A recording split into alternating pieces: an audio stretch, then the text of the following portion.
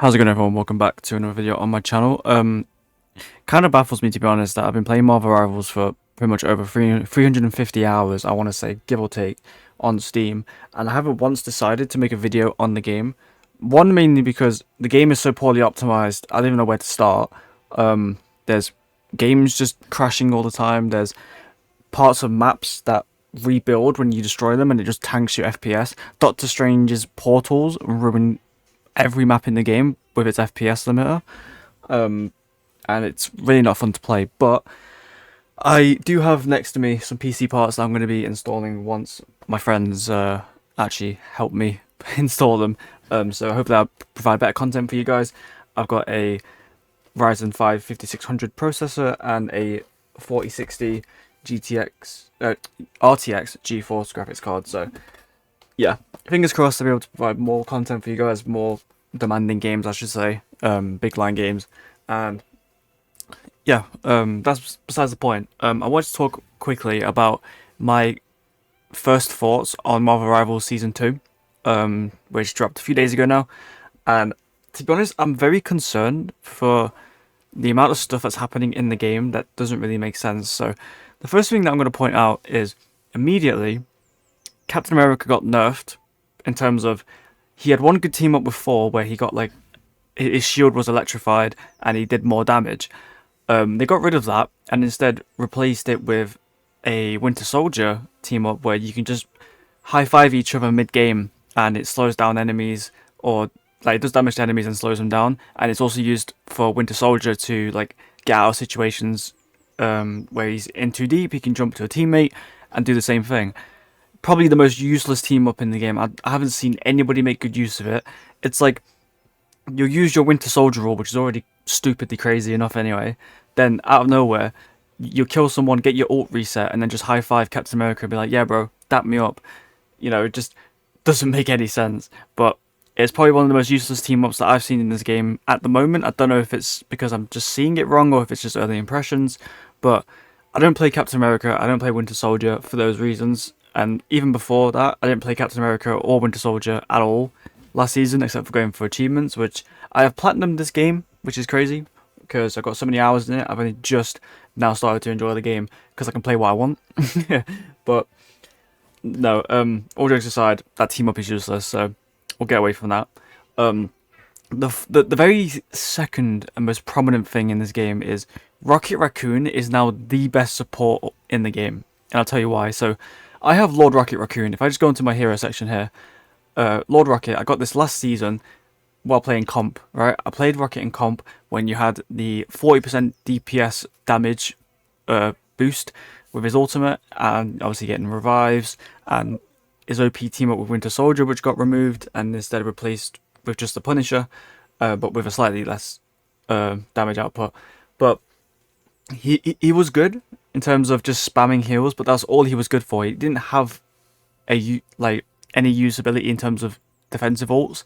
I'm sure if you play support in this game, you will see every player in comp, whether it's a tank main or a DPS instalock, they'll say, "Can we get a defensive ult, please?" And you'll be playing like Mantis and Adam Warlock, and they want a defensive ult. Like, you have a Mantis, it's defensive, but now Rocket actually has a defensive ult, so they changed it initially, so his ult would give you 40% damage boost, and you could pretty much one-shot most people in the game with it.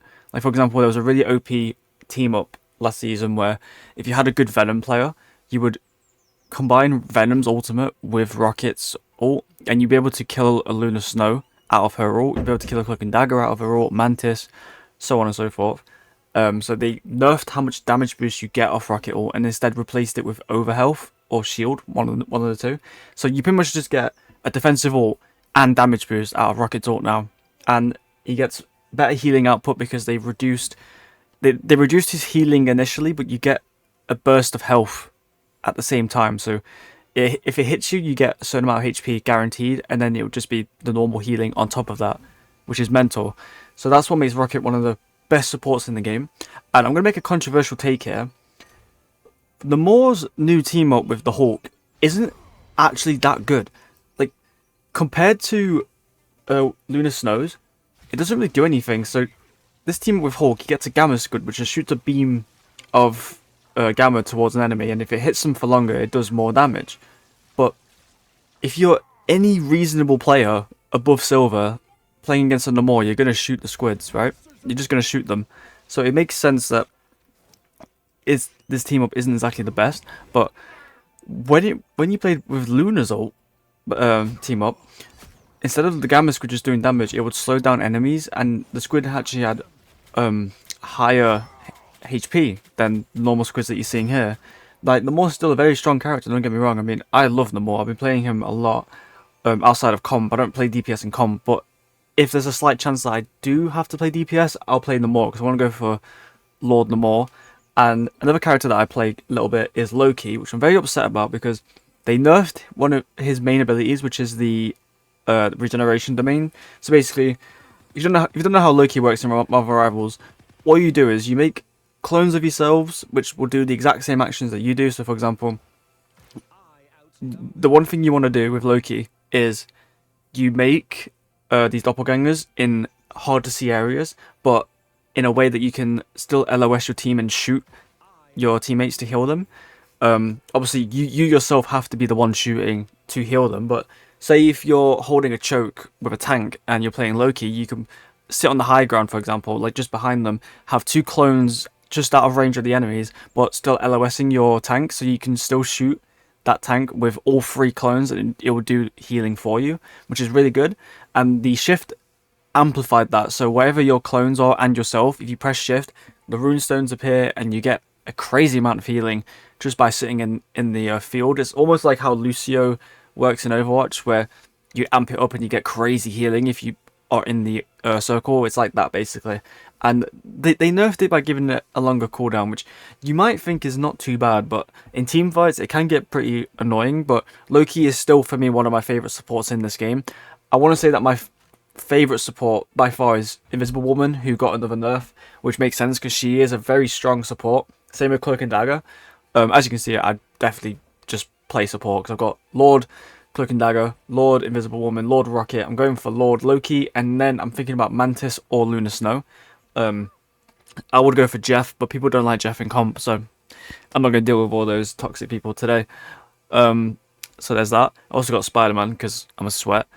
And yeah, to be quite honest, the season itself isn't bad. I think it's just talking about new characters, Emma Frost as well, by the way.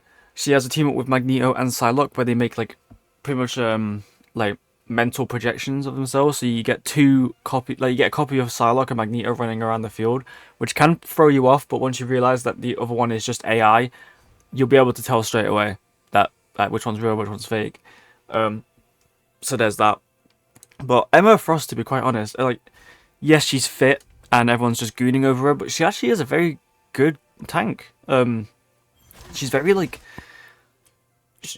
I've heard people say that she's more like a flank tank, which doesn't really make sense. She's got more like a Junker Queen feel, where it's like, it's all just brawl. Like, you want to get in there and pretty much stop the other team from using ults or using healing abilities. Like, for example, you can stun people out of their ultimates if you yourself use your Emma Frost ult and have LOS of the team.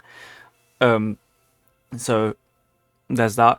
And she's got the melee abilities to, like, say if you're going to ult on one character, if she's quick enough, she can just throw you out of your ult, and that's it, done. So she's pretty much like an anti-fun kind of tank, where you just don't want to be in front of her no matter the cost. And she is very scary as a support main, to see her running up towards you and probably want to step on you, which, as much as I love to live that fantasy, there's a time and a place, if you get what I mean.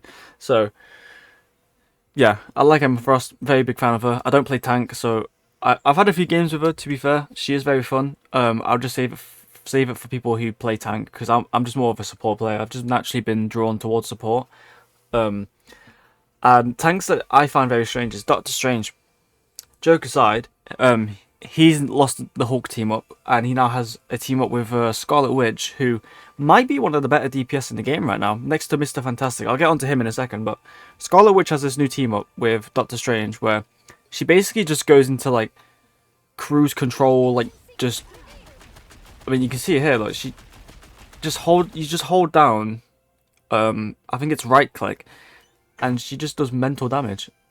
Like, it's just missiles over time that you just hold the button down and run towards them, and it's problem solved. I mean, Scarlet Witch already is a very easy to play character. All you do is hold left click, throw a few right clicks down, hit a stun, and just flank around the game. And it's easy as pie to play that character, which is why I've got Captain on her as one of the DPS players. I would like to go for Lord eventually, but I thought like this rank reset I would play more DPS, and I haven't. I've been playing support because I kind of want to get Loki done first. And I'll be honest, as stupid as it may sound, I still climb doing this, but last season when I started going for Lords, I just thought of playing comp, because that way, like, I'm always guaranteed to be playing a support when I want to do all this. Like, quick play's fine. You can get Lords in quick play, but I feel like comp can just get two birds out with one stone, because I could farm a Lord that I want while getting comfortable with said character, and I could also climb the rank ladder and get these new skins that they're offering every season. So it kind of makes sense. And what doesn't make sense is the fact that Mr. Fantastic might now be one of the best supports DPS players in the game. Like, last season he was incredibly underpowered. Like, you wouldn't play him in comp because he was just awful. And it's mainly because of his ult. Now, his ult used to be this, right?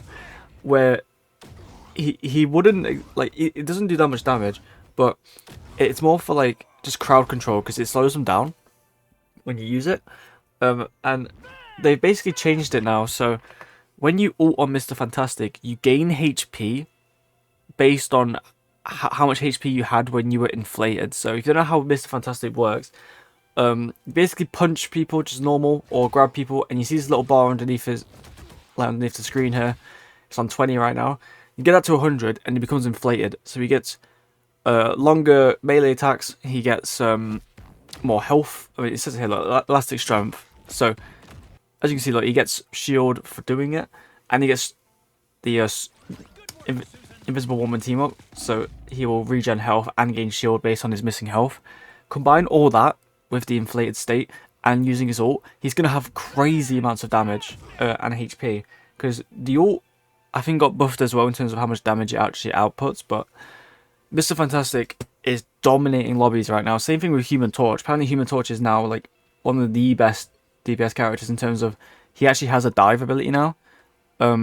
So if you didn't know how Human Torch works, he wasn't the best when he came out. He was still good, but he wasn't OP. Like, you could still just counter him if you played like Namor or Spider-Man, especially Spider-Man. The amount of times I've killed Human Torch while farming this Lord Spider-Man, it felt so good every time. I don't know how to explain it. It was just so good.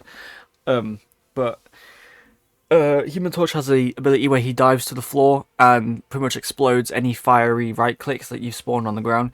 And apparently that's really good this season, because they altered Namor to be like, it's very easy to just avoid Namor now in terms of like his squids, because Spider-Man players will tell you this.